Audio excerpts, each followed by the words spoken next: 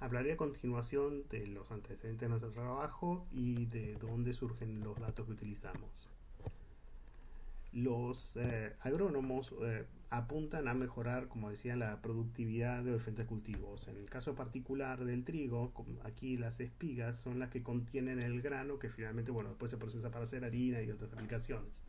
Entonces, ellos hacen experimentos sembrando distintas parcelas, cambiando variables entre estas parcelas, que pueden ser, por ejemplo, el tipo genotípico del cultivo, es decir, su genética, o cambiando la fertilización, o cómo se irriga, u otras variables que se prueban estadísticamente haciendo muchas pruebas con parcelas donde se mantienen otras variables en forma homogénea.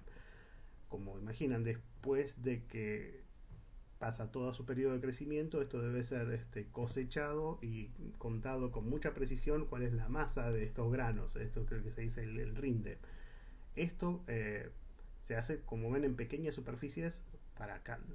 Me refiero a pequeñas superficies de cada parcela por separado. Es una tarea tediosa y hay que tener mucho cuidado en no cometer errores en, por ejemplo, como se guardan los granos, anotar bien el número que corresponde a la parcela y no tener problemas. Y esto es muy difícil de escalar a experimentos grandes. La propuesta de este autor, del trabajo en el cual tomamos los datos, es hacer volar uno de estos vehículos aéreos autónomos dotado de una cámara hiperespectral y correlacionar la información hiperespectral tomada antes de la fecha de cosecha con las masas después obtenidas de granos en cada una de las parcelas.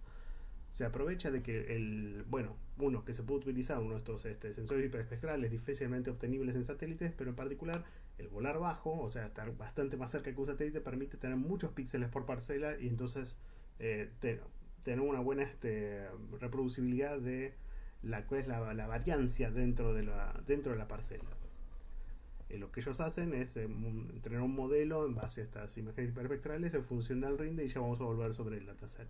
Pero antes, comentar un poco más del experimento agronómico en sí. Ellos sembraron 3 parcelas, dos en un año, o mejor dicho, 2 experimentos. Cada uno de estos cuadraditos es una parcela por separado, ¿sí? Con mucha parcela cada uno de 2,4 metros cuadrados, ¿sí? Y efectivamente, bueno, lo que quieren ver son capaces, digamos, de ver estas variaciones entre parcelas, ¿sí? Porque ellos pusieron diferentes genotipos entre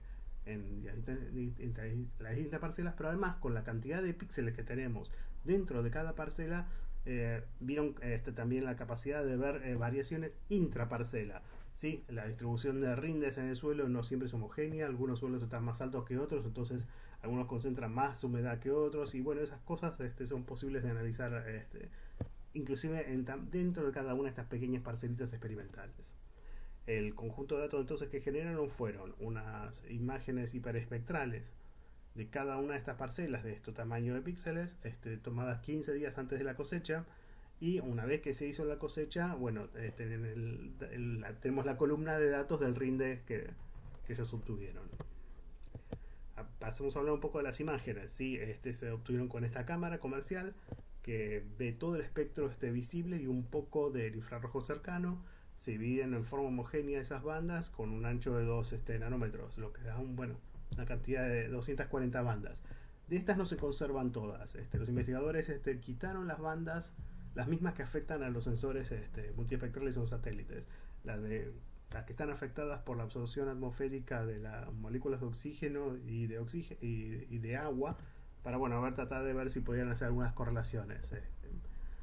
Como decíamos, tenemos una buena resolución espacial por volar relativamente bajo, lo cual nos da una buena cantidad de píxeles.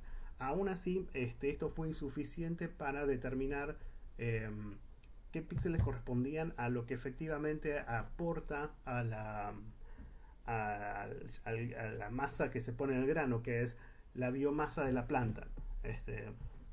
Como conocemos la fotosíntesis, esto está basado en qué superficie de hoja se expone al sol. Entonces, una de las cosas más importantes es justamente ver cuáles hojas, una vez que se secaron, digamos, cuánta superficie, cuánto volumen hay o cuánto aparece en el píxel. Hay otras cosas que pueden aparecer en el píxel, que son las sombras, o el suelo desnudo, o inclusive el trigo que todavía no ceneció, el que es de otra época y está mezclado ahí por cenecido, que todavía está húmedo, aparece verde, por así decirlo. Entonces había que sumar no solo las espigas de trigo, sino también todas estas hojas para esos píxeles son los que correlacionaríamos con la masa de grano, el rinde. Entonces, volando más bajo, obtuvieron píxeles de estas que visualmente pudieron identificar con estas clases y con una minimización de la norma de Frobenius de cada uno de los píxeles de vuelo alto hacia esos píxeles del vuelo bajo, pudieron asignar cuáles correspondían a las dos clases que nos interesan y cuáles no. Todos los píxeles que no corresponden a la clase que nos interesa se los asignó a un 0. Lo que hicieron en su trabajo fue entrenar una red neuronal, ¿sí? Tomaron de cada una de las parcelas un promedio de cada una de las bandas, de 190 bandas, y también la desviación estándar de 190 bandas, sumada, digamos, a la neurona que siempre está ligada bueno, para el valor nulo, intercepto, da 381 neuronas de entradas. Ellos dicen han optimizado el número de capas intermedias a 4, ¿sí? Capas ocultas a 4, con 10 neuronas cada una, y obviamente hay una única neurona de salida que corresponde al valor de rinde. Esta es la función de activación, la típica ReLU, ¿sí? Y el resultado que obtuvieron, medido con una métrica de cuál fue el error cuadrático medio en el rinde, lo normalizan con el promedio, con el rinde promedio obtuvieron un 0,14 en todo el conjunto de datos, es decir, las siembras del 2017 y el experimento restante de 2018.